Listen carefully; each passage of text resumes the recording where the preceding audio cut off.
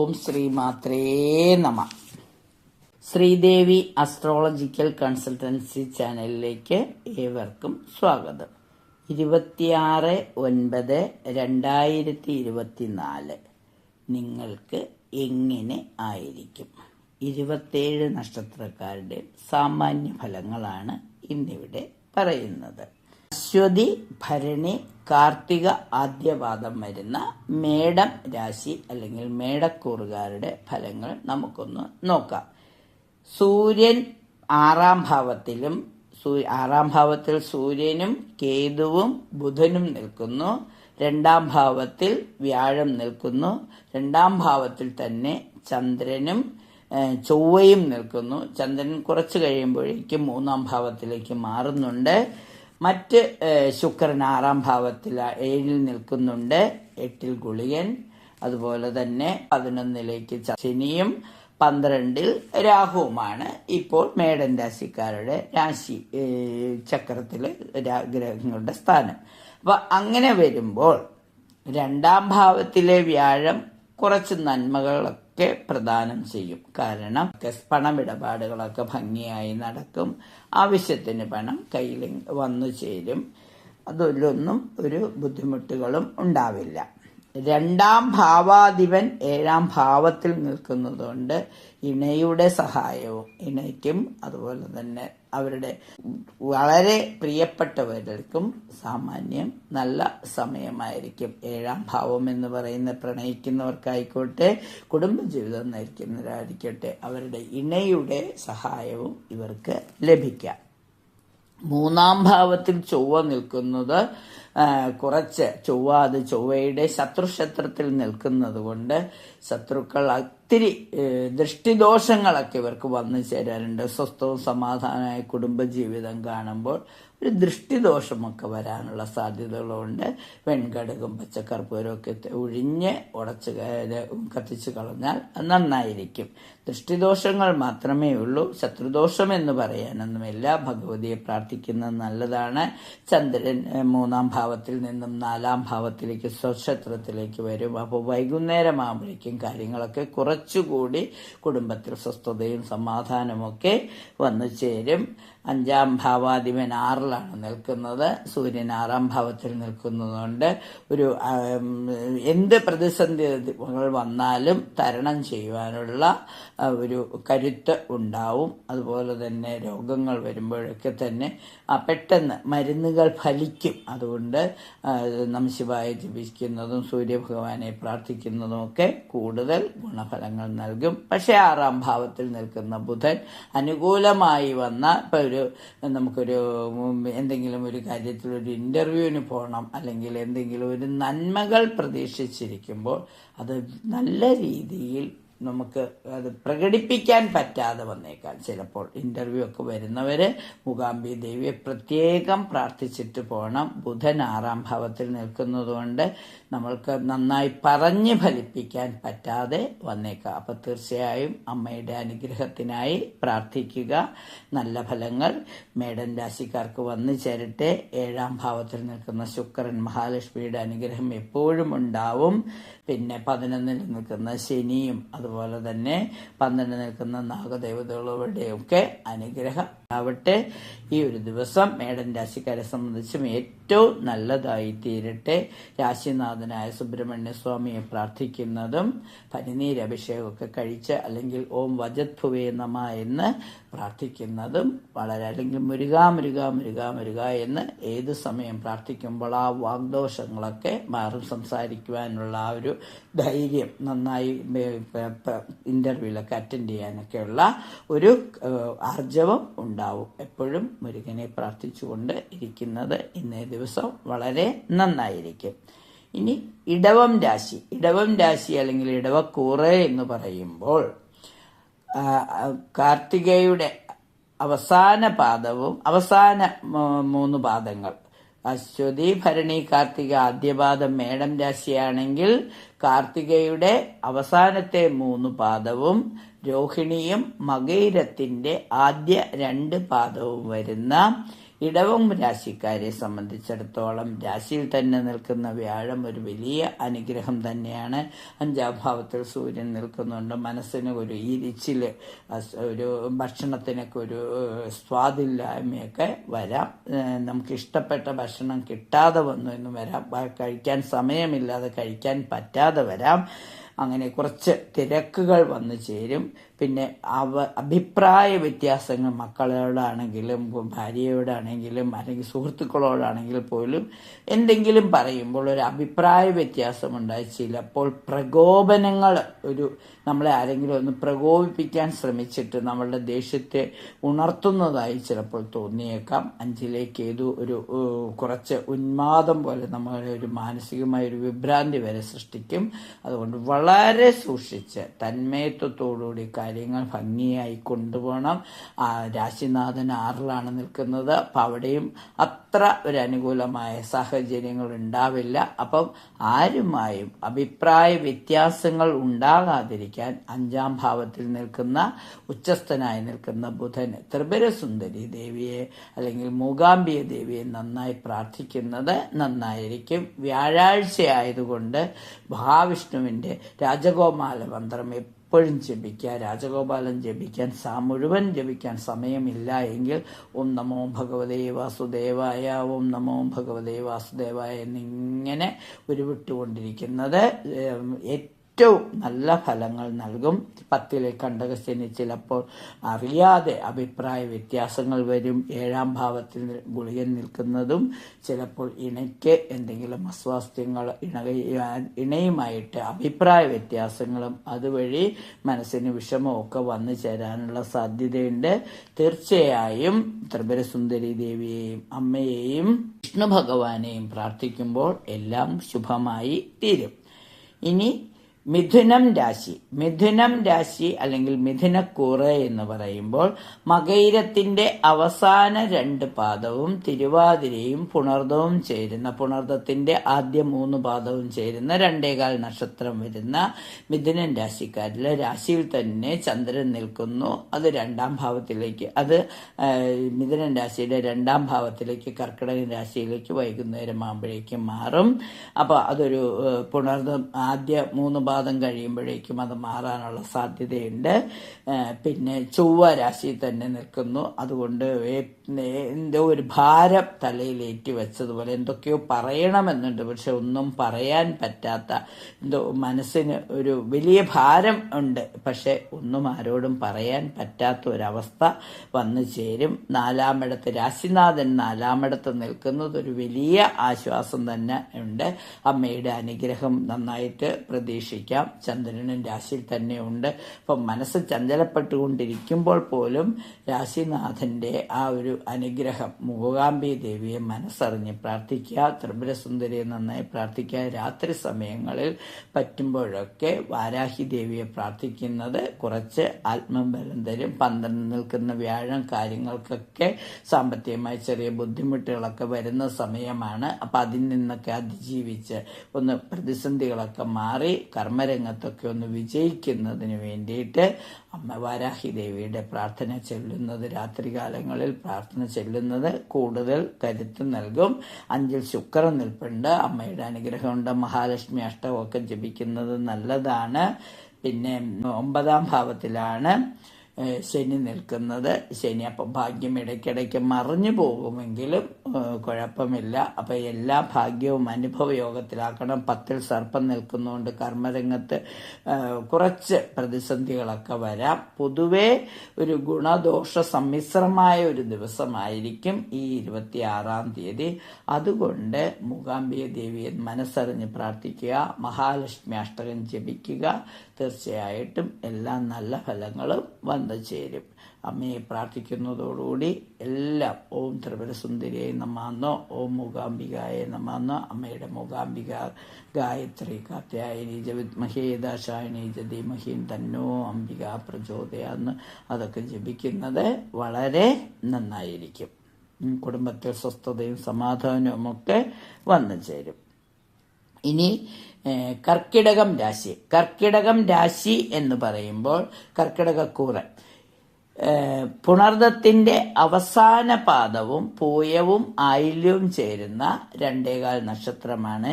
ഇവരെ സംബന്ധിച്ചിടത്തോളം വളരെ നല്ല ഫലങ്ങളാണ് പ്രതീക്ഷിക്കുന്നത്. രാശിയിലേക്ക് തന്നെ, സ്വക്ഷേത്രത്തിലേക്ക് തന്നെ ചന്ദ്രൻ വരും. മാത്രവുമല്ല, ജാപദുർഗാദേവിയുടെ അനുഗ്രഹമുണ്ടാവും. 3-ലെ സൂര്യൻ നല്ലതാണ്. അപ്പോൾ അനുഗ്രഹഭാവത്തിൽ തന്നെയാണ്. ബുധൻ 3-ലാണെങ്കിൽ പോലും 4-ാമിടത്ത് ശുക്രൻ വരുന്നത് നല്ലതാണ്. സന്താനങ്ങൾക്ക് എന്തെങ്കിലും അസ്വാസ്ഥ്യങ്ങൾ വരാതിരിക്കാൻ, വയറിന് പ്രശ്നങ്ങളൊക്കെ ഒന്ന് വരാതിരിക്കാൻ, സന്താനങ്ങൾക്ക് പരീക്ഷകളോ എന്തെങ്കിലുമൊക്കെ വരുമ്പോൾ നല്ല രീതിയിൽ അവരെയൊക്കെ സപ്പോർട്ട് ചെയ്യുക, അവരുടെ പ്രശ്നങ്ങൾ മനസ്സിലാക്കി അവരെ നല്ല വഴിക്ക് നയിക്കാൻ ഇന്നേ ദിവസം പ്രത്യേകം ശ്രദ്ധിക്കണം. പിന്നെ അഷ്ടമത്തിൽ ശനി ഉള്ളതുകൊണ്ട് ചെറിയ തട്ടലുകളും മുട്ടലുകളും ഒക്കെ വന്നു ചേരാം. അപ്പം അതൊക്കെ കാര്യമായി ശ്രദ്ധിച്ച് ഓരോ കാര്യങ്ങളും വളരെ ശ്രദ്ധയോടുകൂടി കൈകാര്യം ചെയ്യുക. 11-ൽ നിൽക്കുന്ന വ്യാഴം എല്ലാ സൗഭാഗ്യങ്ങളും വന്നു ചേരും. 9-ാം ഭാവത്തിൽ നാഗദേവതകളുണ്ട്. അവരുടെ അനുഗ്രഹം എപ്പോഴും ഇവർക്ക് ഉണ്ടാവും. അപ്പം പൊതുവെ ഒരു നല്ല ദിവസമാണ് കർക്കിടകം രാശിക്കാരെ സംബന്ധിച്ചിടത്തോളം. അവൾ രാശിനാഥനായ ചന്ദ്രമായെ ദുർഗാദേവിയെ പ്രാർത്ഥിക്കുകയും മഹാലക്ഷ്മിയെ പ്രാർത്ഥിക്കുകയും ചെയ്യുന്നത് കൂടുതൽ ഗുണഫലങ്ങൾ നൽകും. മഹാലക്ഷ്മി അഷ്ടകം, കനകധാരാസ്തവം, ലളിതാ സഹസ്രനാമൊക്കെ ചെല്ലുന്നത് അപ്പത്തിന് നെയ്യ് ഏറുന്നത് പോലെ ഇവർക്ക് കൂടുതൽ നന്മകൾ വന്നു ചേർന്ന് കുടുംബ സമാധാനം നിലനിർത്തിക്കൊണ്ടുപോകുന്നതിന് സഹായകമാകും. ഇനി ചിങ്ങക്കൂറ് എന്ന് പറയുമ്പോൾ ചിങ്ങൻ രാശിക്കാരെ സംബന്ധിച്ചിടത്തോളം മകം, പൂരം, ഉത്രത്തിന്റെ ആദ്യപാദം. അപ്പൊ ഇവരെ സംബന്ധിച്ചിടത്തോളം 10-ൽ നിൽക്കുന്ന വ്യാഴം നന്മകളൊക്കെ നൽകും. 2-ാം ഭാവത്തിൽ സൂര്യൻ, രാശിനാഥൻ 2-ാം ഭാവത്തിൽ നൽകുന്നതുകൊണ്ട് അല്പം ധനനഷ്ടമൊക്കെ വന്നു ചേരാൻ പ്രതീക്ഷിച്ചിരിക്കുന്ന പണം ഇന്ന് പൈസ തരാമെന്ന് പറഞ്ഞിരുന്നു, അവർക്ക് തരുമെന്ന് പ്രതീക്ഷിച്ചു. ചിലപ്പോൾ അത് ആ സമയത്ത് കിട്ടാതിരിക്കാം. അതുപോലെ തന്നെ വാക്കുകൾ കൃത്യമായി പാലിക്കാൻ പറ്റാതെ വരാം. അതായത് 2-ൽ കേതു അല്ലേ, നമ്മൾ പറയുന്നത് അതേ അർത്ഥത്തിൽ തന്നെ മറ്റുള്ളവർ എടുത്തുകൊള്ളണമെന്നില്ല. അങ്ങനെയൊക്കെ ചെറിയ പ്രതിസന്ധികൾ വരുമെങ്കിലും 2-ൽ ബുധനുള്ളത് കൊണ്ട് വാഗ്ദോഷം വരാതെ വാക്ക് പാലിക്കുവാൻ അതീവ ശ്രമം നടത്തുകയും മൂകാംബിക ദേവിയെ നന്നായി പ്രാർത്ഥിക്കുകയും അമ്മയുടെ പഞ്ചരത്ന സ്തോത്രം ജപിക്കുകയൊക്കെ ചെയ്യുമ്പോൾ നല്ല ഫലങ്ങൾ വരും. സൂര്യഭഗവാനെ പ്രാർത്ഥിക്കുന്നു. അതുപോലെ ശുക്രൻ, മഹാലക്ഷ്മിയുടെ അനുഗ്രഹമുണ്ട്. 4-ാം ഭാവത്തിൽ ഗുളിക നിൽക്കുന്നുണ്ട്. വീട്ടിൽ അഭിപ്രായ വ്യത്യാസങ്ങൾ വരാതിരിക്കാൻ വിഷ്ണുക്ഷേത്രത്തിൽ ദർശനം നടത്തുന്നത് വളരെ നന്നായിരിക്കും. 7 ശനിയാണ്, കണ്ടകശനിയാണ്. അതിപ്പോൾ വക്രത്തിലാണെങ്കിൽ പോലും ഇണയുമായും പ്രണയിക്കുന്നവരുമായൊക്കെ അഭിപ്രായ വ്യത്യാസങ്ങൾ ഉണ്ടാകാതിരിക്കാൻ പ്രത്യേകം ശ്രദ്ധിക്കുക. നവനാഗസ്തുതി പ്രാർത്ഥിക്കുന്നത് നല്ലതാണ്. അഷ്ടമരാശിയിൽ നിൽക്കുന്ന നാഗദേവതകളുടെ അനുഗ്രഹത്തിനായി നാഗദേവതകളെ പ്രാർത്ഥിക്കുന്നത് നല്ലതാണ്. 10-ൽ നിൽക്കുന്ന വ്യാഴം അല്പം ചുറ്റിത്തിരിച്ചിലൊക്കെ ഉണ്ടാവുമെങ്കിലും ആ വ്യാഴപ്രീതിക്കായിട്ട് മഹാവിഷ്ണുവിന്റെ രാജഗോപാല മന്ത്രം ജപിക്കുന്നത്, ഓം നമോ ഭഗവതേ വാസുദേവ എന്ന് പ്രാർത്ഥിക്കുന്നതൊക്കെ വളരെ നന്നായിരിക്കും. 11-ൽ നിൽക്കുന്ന ചന്ദ്രനും ചൊവ്വയും അനുകൂല ഫലങ്ങൾ തരട്ടെ.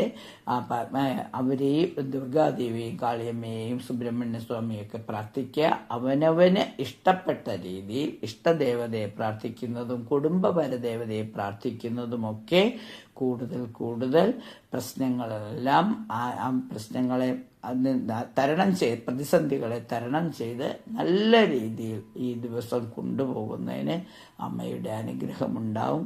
കഴിയുമെങ്കിൽ രാത്രി സമയം വാരാഹി ദേവിയെ പ്രാർത്ഥിക്കുന്നതും നല്ലതാണ്. ഇനി കന്നിരാശിക്കാരെ സംബന്ധിച്ചിടത്തോളം ഉത്രത്തിന്റെ അവസാന 3 പാദവും അത്തവും ചിത്രയുടെ ആദ്യ പാതിയും ചേരുന്ന 2.25 നക്ഷത്രം. ഇവരെ സംബന്ധിച്ചിടത്തോളം രാശിയിൽ തന്നെയാണ് സൂര്യൻ നിൽക്കുന്നത്. അപ്പൊ എല്ലാത്തിനും ഒരു നേതൃത്വഭാവമുണ്ട്. മാത്രവുമല്ല ബുധൻ സ്വക്ഷേത്ര ബലവാനായി, രാശിനാഥൻ സ്വക്ഷേത്ര ബലവാനായി നിൽക്കുമ്പോൾ അമ്മയുടെ പൂർണ്ണ അനുഗ്രഹങ്ങൾ ഉണ്ടാകും. 10-ാം ഭാവാധിപനും കർമ്മത്തിൽ തന്നെയുണ്ട്. അപ്പൊ നല്ല ജോലിക്കുള്ള ചെയ്യുന്ന ജോലിക്ക് അംഗീകാരം കിട്ടാം. പുതിയ ജോലി ആഗ്രഹിക്കുന്നവർക്ക് അതിനുള്ള ഒരു അവസരം വന്നു ചേരും. പിന്നെ ലഗ്നത്തിൽ കേതു ഉള്ളതുകൊണ്ട് പൂർവികമായ ദോഷങ്ങളൊക്കെ മാറ്റുന്നതിന് വേണ്ടി പ്രാർത്ഥനകൾ ചെയ്യുന്നത്, നമശിവായി ജപിക്കുന്നതൊക്കെ ഒരുപാട് നല്ലതാണ്. ഒരു 100 രൂപയെങ്കിലും ഒരു സമ്മാനമായി ലഭിക്കാനുള്ള സാധ്യതകൾ ഉള്ളതുകൊണ്ട് ഒരു 40 രൂപ മുടക്കി ഒരു ലോട്ടറി ടിക്കറ്റ് എടുക്കുന്നതും നല്ലതാണ്. സഹോദരങ്ങൾക്ക് ആരോഗ്യ പ്രശ്നങ്ങളൊന്നും വരാതിരിക്കാൻ പ്രത്യേകം ശ്രദ്ധിക്കുക. സുഹൃത്തുക്കൾക്കോ സഹോദരങ്ങൾക്കോ അസ്വാസ്ഥ്യങ്ങളൊന്നും വരാതിരിക്കട്ടെ. പിന്നെ 6ാം ഭാവത്തിൽ നിൽക്കുന്ന ശനി ഗുണങ്ങൾ തന്നെ ചെയ്യുള്ളൂ. മാനസികമായി പ്രശ്നങ്ങളൊന്നുമില്ല. 7ൽ സർപ്പതമുള്ളത് കൊണ്ട് എനിക്ക് അല്പസ്വല്പം ആരോഗ്യ പ്രശ്നങ്ങൾ വരാം. ത്വക്ക് രോഗങ്ങൾ എന്തെങ്കിലും വരാനുള്ള സാധ്യതയുണ്ട്. മുറിവോ ചതവോ ഒക്കെ വരാനുള്ള സാധ്യതയുണ്ട്. ഒന്ന് ശ്രദ്ധിക്കുക. 9ാം ഭാവത്തിൽ നിൽക്കുന്ന വ്യാഴം എല്ലാ സൗഭാഗ്യങ്ങളും തരും. 10ൽ ചൊവ്വയും 10ൽ ചന്ദ്രനുമാണ്. ചിലയ്ക്ക് അല്പം ചാഞ്ചാട്ടമുണ്ടായാലും പൊതുവെ ഒരു നല്ല ദിവസമായിരിക്കും ഇന്ന്. രാശിനാഥയായ മൂകാംബിക ദേവി ത്രിപുര സുന്ദരി ബുധന് പ്രാർത്ഥിക്കുന്നത് വളരെ നന്നായിരിക്കും. തുലാം രാശിക്കാരെ സംബന്ധിച്ചിടത്തോളം തുലാം രാശി എന്ന് പറയുന്നത് ചിത്രയുടെ അവസാന 2 പാദവും ചോതിയും വിശാഖത്തിന്റെ ആദ്യ 3 പാദവും ചേരുന്ന 2.25 നക്ഷത്രം. ഇവരെ സംബന്ധിച്ചിടത്തോളം അവരുടെ രാശിനാഥൻ രാശിയിൽ തന്നെ വരുന്നു എന്നുള്ളത് ഏറ്റവും ശുഭമായ കാര്യമാണ്. മഹാലക്ഷ്മിയുടെ അനുഗ്രഹം ഇവർക്ക് എപ്പോഴും ഉണ്ടായിരിക്കും. 2ൽ ഗുളിക നിൽക്കുന്നതുകൊണ്ട് വാഗ്ദോഷങ്ങൾ വരാതിരിക്കാൻ പ്രത്യേകം ശ്രദ്ധിക്കണം. അവനവൻ പറയുന്നത് മറ്റുള്ളവർ മറ്റർത്ഥത്തിലെടുത്ത് അതൊരു വാഗ്വാദങ്ങൾക്കൊന്നും ഉണ്ടാവാതിരിക്കാൻ പ്രത്യേകം ശ്രദ്ധിക്കണം. എന്തെങ്കിലും മനസ്സിൽ അപ്രിയമായി തോന്നിയത് ഉണ്ടെങ്കിൽ അത് പറയാതിരിക്കാൻ പ്രത്യേകം ശ്രദ്ധിക്കുക. ഇവർ പറഞ്ഞാൽ ചിലപ്പോൾ അത് ഫലിച്ചെന്നിരിക്കും, അതുകൊണ്ട് പറയാതിരിക്കുക. 5ലെ ശനി അല്പം മനസ്സിന് ടെൻഷനൊക്കെ വരുത്തും. 6ാം ഭാവത്തിലെ സർപ്പം പ്രശ്നങ്ങളൊന്നുമില്ല, നല്ലത് തന്നെയാണ്. അനുഗ്രഹങ്ങൾ ഉണ്ടാവാനുള്ള സാധ്യതയുണ്ട്. പിന്നെ 8ൽ നിൽക്കുന്ന വ്യാഴവും ദോഷമൊന്നും ചെയ്യില്ല. 9ൽ ചന്ദ്രൻ വരുന്നുണ്ട്, 9ൽ ചൊവ്വയുമുണ്ട്. അപ്പം അമ്മയെ, ഭദ്രകാളി അമ്മയെ പ്രാർത്ഥിക്കുന്നത്, മുരുകനെ പ്രാർത്ഥിക്കുന്നതൊക്കെ കൂടുതൽ ഗുണഫലങ്ങൾ നൽകും. രാശിനാഥനായ മഹാലക്ഷ്മിയുടെ അനുഗ്രഹം എപ്പോഴും ഉണ്ടാകും. മഹാലക്ഷ്മി അഷ്ടകം ജപിക്കുന്നത്, കനകധാര ജപിക്കുന്നതൊക്കെ ഒരുപാട് നല്ല ഫലങ്ങൾ നൽകും. വൃശ്ചികം രാശി എന്ന് പറയുമ്പോൾ വിശാഖത്തിന്റെ അവസാന പാദവും അനിഴവും തൃക്കേട്ടയും ചേരുന്ന 2.25 നക്ഷത്രമാണ്. ഇവരെ സംബന്ധിച്ചിടത്തോളം രാശിനാഥനായ ചൊവ്വ മിഥുനൻ രാശിയിൽ നിൽക്കുന്നു. അത് 8ലാണ് നിൽക്കുന്നത്. 7ൽ മാർഗസ്ഥാനത്ത് വ്യാഴം നിൽപ്പുണ്ട്. അപ്പം രാശിയിൽ തന്നെ ഗുളികൻ നിൽക്കുന്നുണ്ട്. രക്ഷസിന്റെ എന്തെങ്കിലും അനുഗ്രഹമുണ്ടാവാം. രക്ഷസിന് എന്തെങ്കിലും നിവേദ്യം കൊടുക്കാൻ സാധിക്കുമെങ്കിൽ അമാവാസിക്ക് കൊടുക്കുന്നത് നല്ലതാണ്, നന്നായിരിക്കും. പിന്നെ 4ാമിടത്ത് ശനി നിൽക്കുന്നതുകൊണ്ട് കുടുംബത്തിൽ അഭിപ്രായ വ്യത്യാസങ്ങൾ വരാതിരിക്കാൻ പ്രത്യേകം ശ്രദ്ധിക്കണം. സന്താനങ്ങൾക്ക് എന്തെങ്കിലും വീഴ്ചകളൊക്കെ വരാതിരിക്കാനും ശ്രദ്ധിക്കുക. 7ലെ വ്യാഴം എല്ലാ നന്മകളും നൽകും. 8ൽ ചന്ദ്രനും ചന്ദ്രാഷ്ടമായതുകൊണ്ട് ദുർഗാദേവിയെ പ്രത്യേകം പ്രാർത്ഥിക്കുന്നത് നല്ലതാണ്. ദേവി മഹാത്മ്യം വായിക്കാൻ പറ്റുമെങ്കിൽ ചന്ദ്രനും ദുർഗയ്ക്കും ഒക്കെ ശുക്രനുമൊക്കെ അനുഗ്രഹം നൽകും. കാരണം ശുക്രൻ 12ലാണല്ലോ. അപ്പം തീർച്ചയായിട്ടും ദേവി മഹാത്മ്യത്തിലെ 11ാം അധ്യായവും 5ാം അധ്യായവും ഒക്കെ വായിക്കുന്നത് ഒരു കവചം തന്നെ ആയിരിക്കും. അപ്പോൾ ഇവരെ സംബന്ധിച്ചിടത്തോളം രാശിനാഥനായ ഭദ്രകാളി അമ്മയ്ക്ക് ഗുരുതി പുഷ്പാഞ്ജലി കഴിക്കുന്നത് നല്ലതാണ്. വ്യാഴാഴ്ചയായതുകൊണ്ട് വിഷ്ണു സഹസ്രനാമം ചെല്ലുന്നത് മാർഗസ്ഥാനം തെളിയിച്ച് തരും. അനുകൂലമായ എന്തെങ്കിലും കാര്യങ്ങൾ നമുക്ക് ചെയ്തു തീർക്കേണ്ടതായ എന്തെങ്കിലും കാര്യങ്ങൾ ചെയ്തു തീർക്കാൻ പറ്റും. മക്കൾക്ക് വേണ്ടിയും അതുപോലെ തന്നെ അവനവന് വേണ്ടിയുമൊക്കെ ധനസമ്പാദനത്തിനുള്ള ഒരു മാർഗം വന്നു ചേരും. അതിനുള്ള ആദ്യപടി എന്ന വണ്ണം എന്തെങ്കിലും എഗ്രിമെൻ്റൊക്കെ സൈൻ ചെയ്യാനായിട്ട് ചിലപ്പോൾ അതിനുള്ള ഒരു മാർഗരേഖ തയ്യാറാക്കാൻ സാധിക്കും. അപ്പം ഇനി ധനുരാശിക്കാരെ സംബന്ധിച്ചിടത്തോളം ധനുരാശി എന്ന് പറയുന്ന മൂലം, പോരാടം, ഉത്രാടത്തിന്റെ ആദ്യപാദം ഇവരെ സംബന്ധിച്ചിടത്തോളം ഈ ദിവസം അവരുടെ 7ാം ഭാവത്തിൽ ചൊവ്വയും ചന്ദ്രനും നിൽക്കുന്നത് ഒരു അനുഗ്രഹം തന്നെയാണ്. അമ്മയുടെയും ദുർഗാദേവിയുടെയും ഭദ്രയുടെയൊക്കെ അനുഗ്രഹം കിട്ടുന്നുണ്ട്. ദുർഗയും ഭദ്രയുമുള്ള ക്ഷേത്രങ്ങൾ ഇപ്പോൾ കൊടുങ്ങല്ലൂര്, മുക്കോട്ടിൽ തുടങ്ങിയ 2 ചോറ്റാനിക്കര തുടങ്ങിയ ക്ഷേത്രങ്ങളിൽ ദർശനം നടത്തുന്നത്, വൈഷ്ണവ ദുർഗാക്ഷേത്രങ്ങളിൽ ദർശനം നടത്തുന്നതൊക്കെ വളരെ നന്നായിരിക്കും. അവിടെ വിഷ്ണുവിൻ്റെ അനുഗ്രഹം ഇപ്പം രാശിയാധിപൻ 6ാം ഭാവത്തിൽ നിൽക്കുന്നുണ്ട്. വിഷ്ണു ഭഗവാന്റെ അനുഗ്രഹം ലഭിക്കുന്നതിനായി വ്യാഴാഴ്ചകളിൽ വിഷ്ണു സഹസ്രനാമം ചൊല്ലുന്നത്, വിഷ്ണു അഷ്ടോത്തരം ചൊല്ലുന്നത് ഒക്കെ വളരെ ഗുണഫലം ചെയ്യും. തുളസിദളം ഭഗവാന് സമർപ്പിച്ച് മനസ്സറിഞ്ഞ് ഓം നമോ ഭഗവതേ വാസുദേവ 11 പ്രാവശ്യം പ്രാർത്ഥിക്കുമ്പോൾ കർമ്മരംഗത്ത് അല്ലെങ്കിൽ മാർഗസ്ഥാനത്ത് വന്നിരിക്കുന്ന തടസ്സങ്ങളെല്ലാം മാറി, അതായത് 7ാം ഭാവാധിപതി 6ൽ നിൽക്കുന്നത് കൊണ്ട് വന്നു ചേരുന്ന ആ കഷ്ടതകളെല്ലാം മാറി ഒരു നേർവഴി തെളിഞ്ഞു കിട്ടുന്ന ദിവസമാണിന്ന്. അതുകൊണ്ട് ഭഗവാന്റെ എല്ലാ അനുഗ്രഹവും അനുഭവിക്കുവാൻ സാധിക്കട്ടെ. 3ലെ ശനി നല്ല അനുഗ്രഹങ്ങളാണ് നൽകുന്നത്. 4ാമിടത്ത് നാഗദേവതകളുണ്ട്. അപ്പോൾ സർപ്പദേവതകളെ പ്രാർത്ഥിക്കുന്നതും നല്ലതാണ്. പൊതുവെ ഒരു നല്ല ദിവസമായി തീരുവാൻ രാശിനാഥനായ വ്യാഴപ്രീതിക്കായി അന്നദാനം ചെയ്യാനായിട്ട് ശ്രമിക്കുന്നത് വളരെ നന്നായിരിക്കും. ഒരു 100 രൂപയെങ്കിലും അന്നദാന ഫണ്ടിലേക്ക് സമർപ്പിക്കുകയോ ഒരു സാധുവിന് ഭക്ഷണം വാങ്ങിക്കൊടുക്കുകയോ ചെയ്യുമ്പോൾ എല്ലാ ദോഷങ്ങളും മാറി ഏറ്റവും നല്ല ദിവസമായി തീരും. അതിനുള്ള അനുഗ്രഹം ഭഗവാൻ നൽകും എന്ന് തന്നെ വിശ്വസിക്കുക. മകരം രാശിയെ സംബന്ധിച്ചിടത്തോളം മകരം രാശി എന്ന് പറയുന്നത് ഉത്രാടത്തിന്റെ അവസാന 3 പാദവും തിരുവോണവും അവിട്ടത്തിന്റെ ആദ്യ 2 പാദവും വരുന്ന ഈ മകരം രാശിക്കാരെ സംബന്ധിച്ചിടത്തോളം പൊതുവെ വ്യാഴത്തിന്റെ 5ാം ഭാവത്തിൽ നിൽക്കുന്ന വ്യാഴത്തിന്റെ അനുഗ്രഹമുണ്ട്. 2ലെ ശനി വാഗ്ദോഷങ്ങളും അലസതയും ഒക്കെ വരുത്തുമെങ്കിൽ പോലും കുറച്ച് നല്ല കാര്യങ്ങൾ ചെയ്യുവാനായിട്ട് 5ലെ വ്യാഴം കുട്ടികളുടെ കാര്യത്തിലൊക്കെ പ്രത്യേകം ശ്രദ്ധ പുലർത്തുവാൻ, മനസ്സന്തോഷം വരുന്ന കാര്യങ്ങൾ ചെയ്യുവാൻ, നല്ല കാര്യങ്ങൾക്കൊക്കെ ഒരു നേതൃത്വം കൊടുക്കാൻ സാധിക്കും. അത് ഒരു വലിയ കാര്യം തന്നെയാണ്. പിന്നെ 9ാം ഭാവത്തിൽ നിൽക്കുന്നത് 9ാം ഭാവാധിപൻ 10ൽ 9ാം ഭാവത്തിൽ ബുധൻ നിൽപ്പുണ്ട്. ബുധന്റെ അനുഗ്രഹമുണ്ട്. അപ്പോൾ 9ൽ സൂര്യനും കേതുവുമുണ്ട്. തടസ്സങ്ങൾ വന്നാൽ പോലും അവിടെ അമ്മ ഉച്ചസ്ഥയായി നിൽക്കുന്നുണ്ട്. അമ്മയെ പ്രാർത്ഥിക്കുന്നത് കൂടുതൽ ഗുണഫലങ്ങൾ നൽകും. അപ്പോൾ രാശിനാഥനായ ശനീശ്വരന് ഹനുമാൻ സ്വാമിയെ പ്രാർത്ഥിച്ച് കർമ്മത്തിൽ 2ാം ഭാവത്തിൽ വന്നിരിക്കുന്നുണ്ട് അലസതയൊക്കെ മാറിക്കിട്ടുവാൻ ആഞ്ജനേയ സ്വാമി പ്രാർത്ഥിക്കുന്നത് നന്നായിരിക്കും. ഇനി കുംഭം രാശി. കുംഭൻ രാശി എന്ന് പറയുമ്പോൾ കുംഭൻ രാശിയുടെ പ്രത്യേകത അവിട്ടത്തിന്റെ അവസാന 2 പാദവും ചതയവും പൂരിട്ടാതിയുടെ ആദ്യ 3 പാദവും ചേരുന്ന 2.25 നക്ഷത്രമാണ്. ഇപ്പം അവർക്കിപ്പോൾ ജന്മശനി കാലമാണ്. എന്നിരുന്നാൽ പോലും വ്യാഴം 4ാമിടത്ത് നിൽക്കുന്നുണ്ട്. കുടുംബത്തിൽ സന്തോഷവും സമാധാനവും വന്നു ചേരുവാനുള്ള യോഗം കാണുന്നു.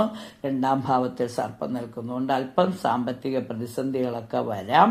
എന്നിരുന്നാൽ പോലും അപ്രതീക്ഷിത ധനലാഭവും പ്രതീക്ഷിക്കാം. 5ാം ഭാവത്തിൽ ചന്ദ്രനും ചൊവ്വയും നിൽക്കുന്നുണ്ട്. അപ്പോൾ ഭദ്രയെ പ്രാർത്ഥിക്കുന്നതും കൊടുങ്ങല്ലൂർ തുടങ്ങിയ അതായത് ശിവനും ഭദ്രയും ശിവനും ഉള്ള ക്ഷേത്രങ്ങളിൽ സന്ദർശനം നടത്തി അവിടെ പ്രാർത്ഥനകൾ നടത്തുന്നത് ഇന്നേ ദിവസം ഗുണഫലങ്ങൾ നൽകും. ഭദ്രയ്ക്കും ശിവഭഗവാനും യഥാശക്തി വഴിപാടുകൾ കഴിക്കുകയും കഴിയുമെങ്കിൽ വിഷ്ണുമായ സ്വാമി ക്ഷേത്രത്തിലോ അല്ലെങ്കിൽ ഹനുമാൻ സ്വാമിയുടെ ക്ഷേത്രത്തിലോ ശാസ്താവിനോ ഒക്കെ നീരാഞ്ജനം തെളിച്ച് അതിൻ്റെ കൂടുതൽ ദൈവാധീനം വരുത്തുന്നത് കൂടുതൽ നല്ല ഫലങ്ങൾ നൽകും. ഇനി മീനം രാശി. മീനം രാശി എന്ന് പറയുമ്പോൾ മീനക്കൂറുകാരെ സംബന്ധിച്ചിടത്തോളം പൂരട്ടാതിയുടെ അവസാന പാദവും ഉത്തരട്ടാതിയും രേവതിയും ചേരുന്ന 2.25 നക്ഷത്രം. ഇവരെ സംബന്ധിച്ചിടത്തോളം 3ൽ നിൽക്കുന്ന വ്യാഴം അല്പം സാമ്പത്തിക പ്രതിസന്ധികൾ വരും. ശിരസിൽ നിൽക്കുന്ന സർപ്പവും 7ാം ഭാവത്തിൽ നിൽക്കുന്ന കേതുവുമൊക്കെ അല്പസ്വല്പമൊക്കെ കാര്യ തടസ്സങ്ങൾ വരുമെങ്കിലും 7ാം ഭാവത്തിൽ മാർഗസ്ഥാനത്തായി ഉച്ചസ്ഥയായി അമ്മയുണ്ട്. അമ്മയെ പ്രാർത്ഥിച്ചാൽ എല്ലാ പ്രതിസന്ധികളും മാറിക്കിട്ടും. അപ്പം അമ്മയുടെ അനുഗ്രഹത്തിനായി മൂകാംബിക ദേവി ദേവിയെ മനസ്സിരുത്തി പ്രാർത്ഥിക്കുക, വാരാഹി ദേവിയെ പ്രാർത്ഥിക്കുക. അപ്പോൾ തീർച്ചയായും ഈ കർമ്മരംഗത്താണെങ്കിലും കുടുംബത്തിൽ വരുന്ന അഭിപ്രായ വ്യത്യാസങ്ങളൊക്കെ മാറി ഉദ്ദേശിച്ച കാര്യങ്ങളെല്ലാം നല്ല രീതിയിൽ നടത്തുന്നതിന് ഈ അമ്മയുടെ അനുഗ്രഹം പൂർണ്ണമായിട്ടുണ്ടാകും. ഭഗവാന്റെ അഷ്ടോത്തരം ജപിക്കുന്നതും വളരെ നന്നായിരിക്കും. പൊതുവെ 27 നക്ഷത്രക്കാർക്കും സാമാന്യം ഒരു നല്ല ദിവസമായിരിക്കും 26/9/2024. അവരുടെ രാശിനാഥനെയും കുടുംബ പരദേവതയെയും അതുപോലെ തന്നെ നക്ഷത്ര ദേവതയും ഒക്കെ പ്രാർത്ഥിക്കുമ്പോൾ എല്ലാ അനുഗ്രഹങ്ങളും വന്നു ചേരും. എല്ലാവർക്കും എല്ലാ നന്മകളും വന്നു ചേരട്ടെ എന്ന് ആശംസിച്ചുകൊണ്ട് ഈ ദിവസം ഏറ്റവും നന്നായി തീരുവാൻ പ്രാർത്ഥിച്ചുകൊണ്ട് നന്ദി, നമസ്കാരം.